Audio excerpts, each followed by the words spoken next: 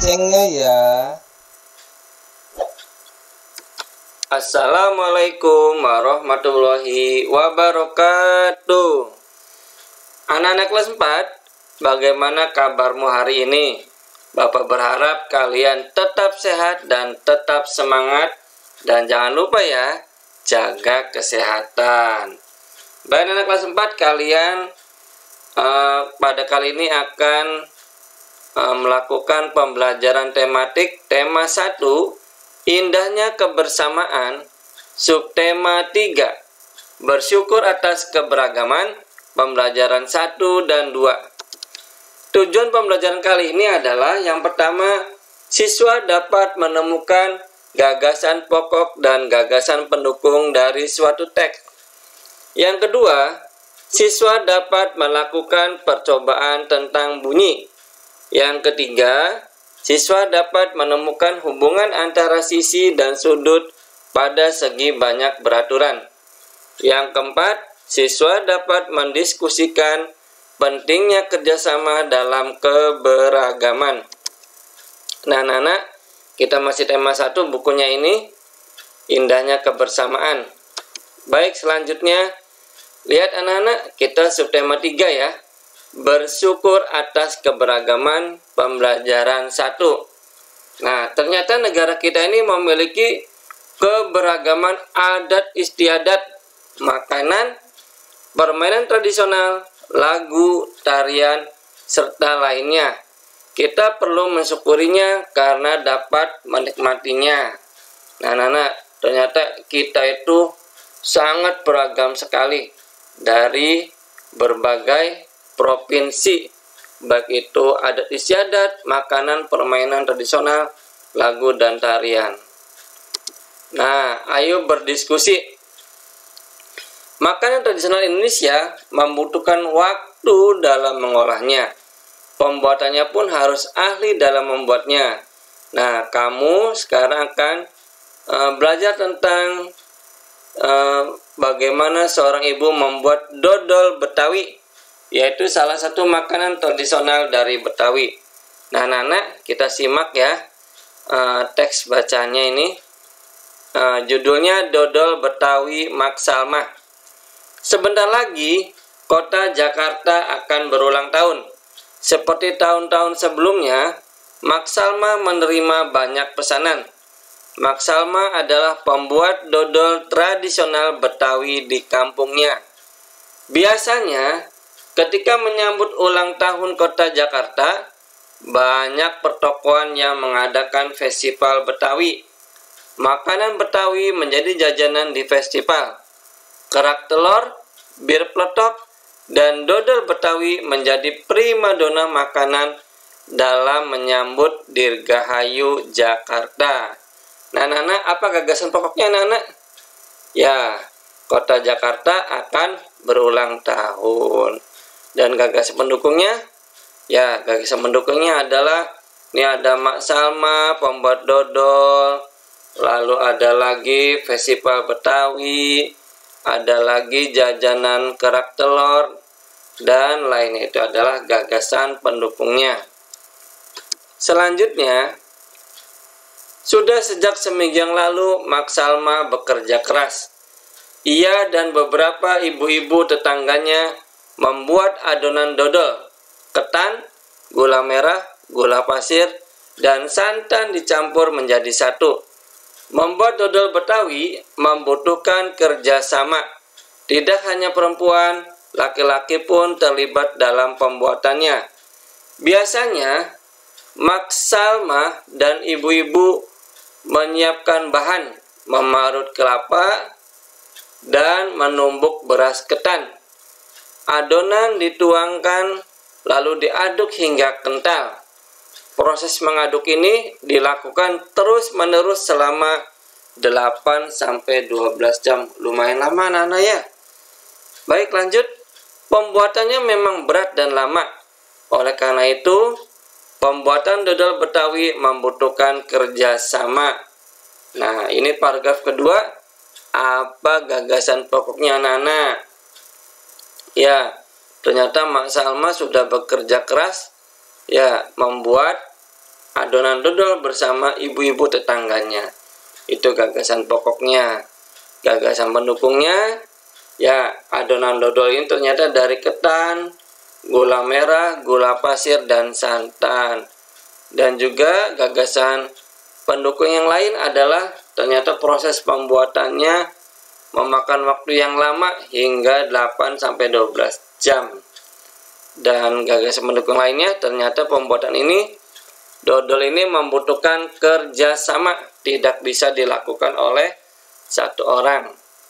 Baik, paragraf ketiga, untuk memenuhi pesanannya, Mak Salma selalu melibatkan tetangga-tetangganya. Mak Salma ingin rezeki yang diperolehnya dari dodol Betawi tidak dirasakannya sendiri. Mak Salma juga ingin dodol Betawi selalu dikenal.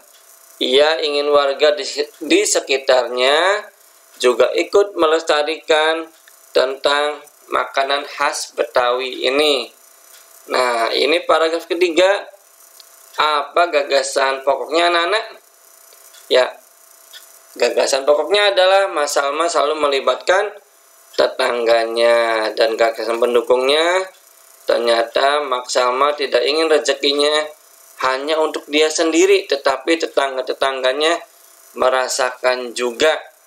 Dan gagasan pendukung lainnya adalah Mak Salma ingin melestarikan makanan khas Betawi ini agar tidak punah. Nah, anak-anak, lihat ini ada seorang murid perempuan sedang membayangkan makanan.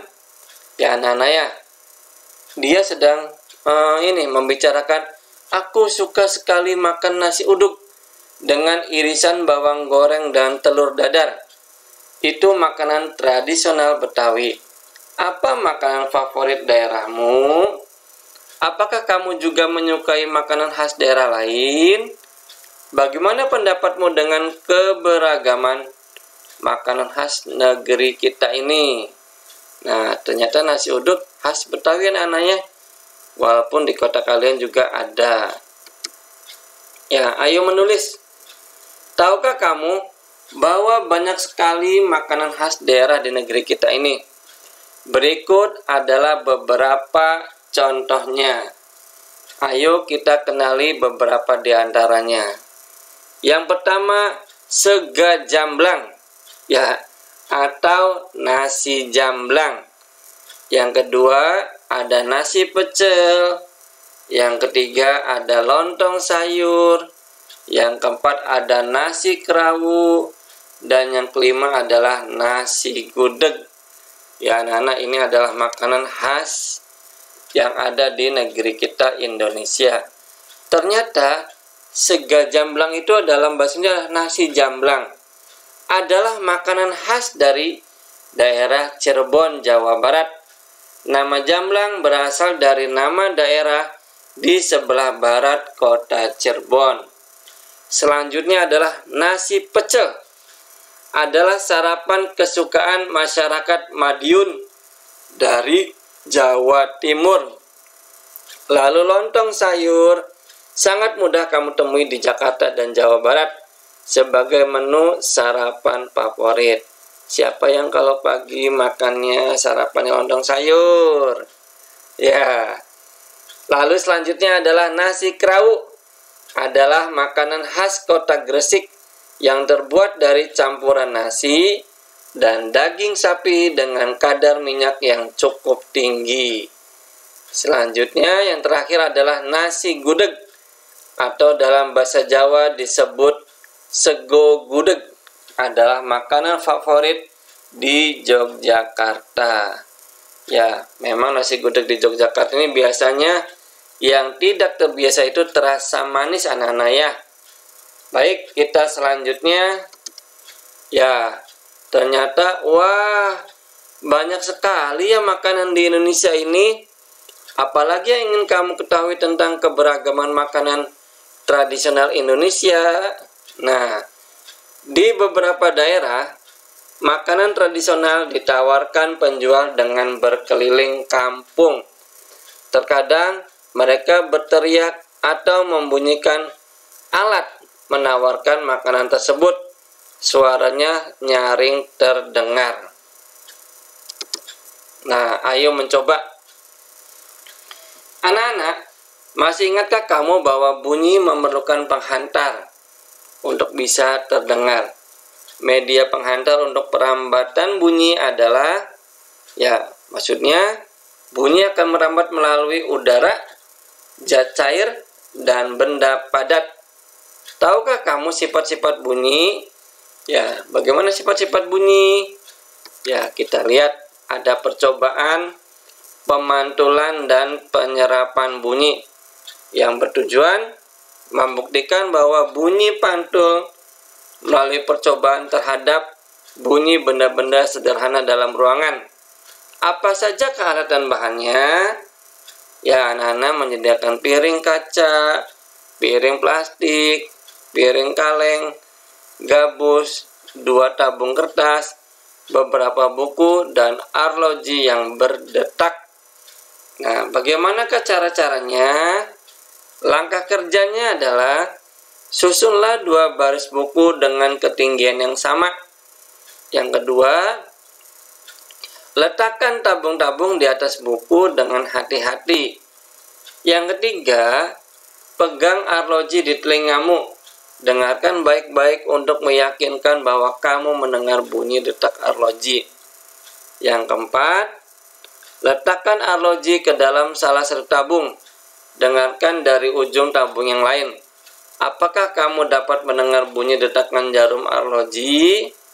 Ya, yang terakhir, minta temanmu untuk memegang piring atau benda lain di ujung tabung yang lain. Apakah sekarang kamu dapat mendengar bunyi detakan jarum? Ya, jadi setelah arloji dinyalakan atau ditaruh di atas meja, lalu ada yang memukul piring. Apakah arloji tetap masih terdengar? Ya, anak-anak, ini ada gambar percobaan tadi.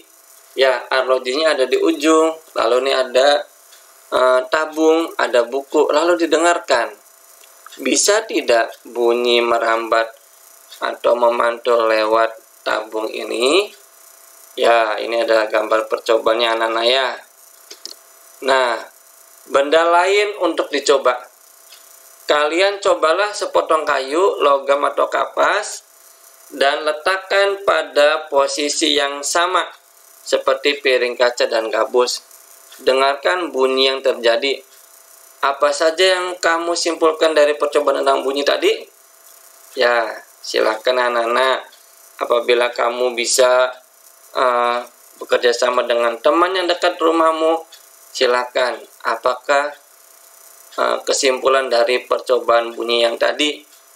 Nah, anak-anak, pembelajaran 1 telah selesai dan kita lanjut ke penilaian pembelajaran 1. Ya, ini ada siapakah nama pembuat dodol, bagaimana cara pembuatannya, tuliskan 3 makanan khas Betawi, tuliskan 3 makanan tradisional berasal dari tempat tinggalmu, dan bahan dan alat apa yang digunakan dalam percobaan pemantulan dan penyerapan bunyi.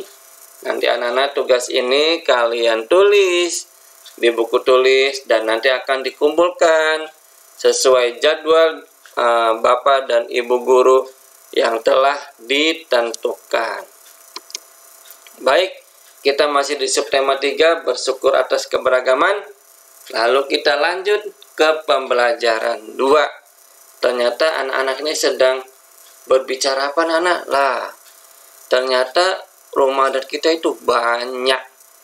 Ya, Indonesia memiliki rumah adat yang beragam. Kita harus mensyukurinya. Ayo kita cari tahu lebih lanjut. Keberagaman Indonesia tercermin pada rumah adatnya. Kita harus bersyukur keberagaman dan keindahan rumah adat tersebut. Nah, anak-anak, berikut adalah contoh rumah adat dari beberapa provinsi yang ada di Indonesia. Yang pertama adalah rumah gadang. Rumah gadang adalah rumah adat dari Sumatera Barat atau Sumbar. Nah, rumah gadang ini memiliki bagian atas atau atap yang runcing, anak-anak ya. Ini sudah pernah Bapak ajarkan di pembelajaran sebelumnya. Ini rumah gadang. Selanjutnya rumah Aceh. Rumah Aceh ini berasal dari Provinsi Nandro Aceh Darussalam. Rumah adat ini anak-anak ya, bentuknya seperti segi, ya betul, segitiga. Nah, ini dari Aceh Nandro Aceh Darussalam. Baik, selanjutnya ada rumah Balai Batak Toba. Ya, rumah Balai Batak Toba ini ternyata ujungnya juga lancip anak-anak ya. Dari mana provinsi anak-anak? Ya, ini berasal dari Sumatera Utara atau Sumut disingkat. Selanjutnya adalah rumah adat Tongkonan. Ya, rumah adat Tongkonan cukup tinggi anak-anak. Ya, di bawahnya juga memakai kayu-kayu agar aman atau terhindar dari binatang buas. Bisa juga di bawahnya ini digunakan sebagai untuk menyimpan hewan ternak. Dari manakah rumah adat Tongkonan ini anak-anak? Ya, dari Provinsi Sulawesi Selatan, Sulsel. Dan rumah adat Tongkonan ini biasanya didiami oleh suku Toraja. Selanjutnya ada rumah adat Baileo. Rumah adat ini dari Provinsi Maluku. Ya, ternyata bentuknya bagus anak-anak ya, indah ya, dan banyak sakapilarnya. Lalu rumah adat selanjutnya adalah rumah adat Bangka Belitung yang berwarna biru ini anak-anak. Ternyata tidak jauh dengan rumah kita anak-anak ya, hanya bedanya di bawahnya itu ada sakapilar, jadi terlihat lebih tinggi. Nah, anak-anak, tadi adalah rumah adat yang ada di Indonesia. Bagaimana rumah adat yang ada di daerahmu? Apakah di daerahmu punya rumah adat tersendiri? Ya, silakan tanya kepada bapak atau ibumu di rumah.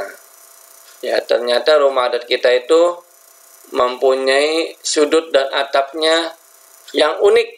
Ya, sudut-sudut itu adalah pada segi banyak yang juga menjadi keunikannya. Coba amati segi banyak berikut. Bisakah kamu mengelompokkan segi banyak beraturan dan tidak beraturan berdasarkan sudutnya? Anak-anak masih ingat apa arti segi banyak beraturan dan segi banyak tidak beraturan? Ya, bagus kalau masih ingat ya anak-anak ya.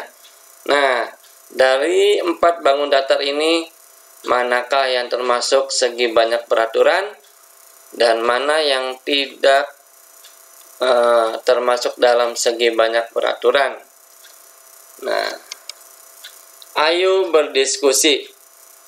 Mozaik kreasi bersama. Lani duduk termenung di meja ruang tengah rumahnya. Di hadapannya terbentang sebuah karton besar, masih kosong. Pak Burhan memberi tugas kepada anak-anak untuk membuat mozaik kreasi sendiri. Tugas tersebut harus dilakukan secara berpasangan. Lani berpasangan dengan Edo sejak kemarin sudah mencari ide untuk tugas tersebut, tetapi ia belum menemukan yang sesuai. Tunggu Edo saja, pikir Lani. Tugas bersama akan lebih baik hasilnya jika dikerjakan bersama-sama. Betul tidak, anak-anak? Ya, betul. Apabila dikerjakan sendiri, maka hasilnya kurang memuaskan atau kurang baik. Nah, beberapa saat kemudian Edo datang. Benar saja dugaan Lani, Edo sudah mempunyai ide untuk mozaik mereka. Usul Edo adalah membuat mozaik rumah adat. Edo berasal dari Maluku. Ia sudah punya contoh gambar rumah adat Maluku. Baileo namanya. Menarik. Lani pun memberi usul untuk membuat juga mozaik rumah adat dari daerah lain. Rumah gadang dari Padang, rumah kebaya dari Betawi, romo Aceh, rumah joglo dari Jawa, atau rumah limas dari Sumatera Selatan. Rumah adat daerah-daerah di Indonesia memang beragam, unik, dan indah tentunya. Mozaik rumah adat akan menjadi kreasi yang menarik.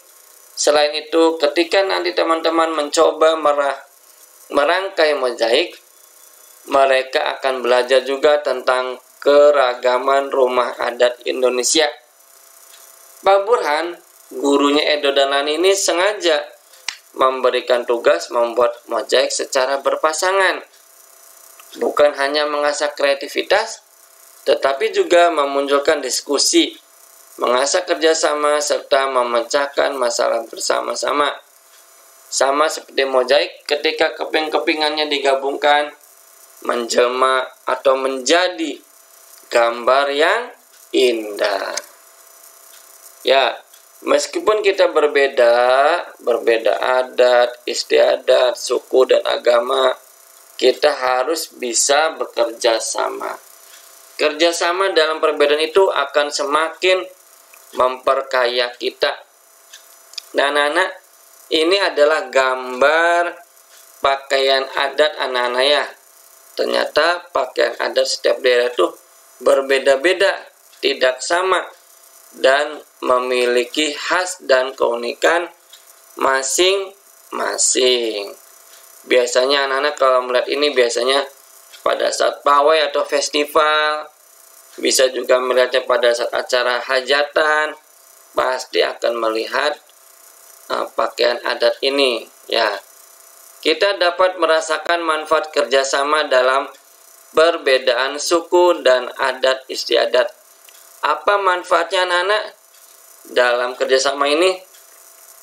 Ya, apabila kita bekerjasama, tentunya pekerjaan akan cepat selesai, dan juga banyak ide, dan juga banyak kreativitas yang akan kita buat sehingga pekerjaan kita menjadi lebih baik, lebih bagus, dan lebih cepat. Nah, anak-anak, ini adalah penilaian pembelajaran 2. Ya, tuliskan 3 contoh rumah adat dan asal provinsinya. Yang kedua, dari contoh rumah adat di atas, rumah adat yang terindah menurut kalian apa? Yang ketiga, berdasarkan teks di atas, tugas apakah yang diberikan kepada Lani dan Edo? Nah, tugas apa yang diberikan kepada Lani dan Edo? Yang diberikan Pak Burhan.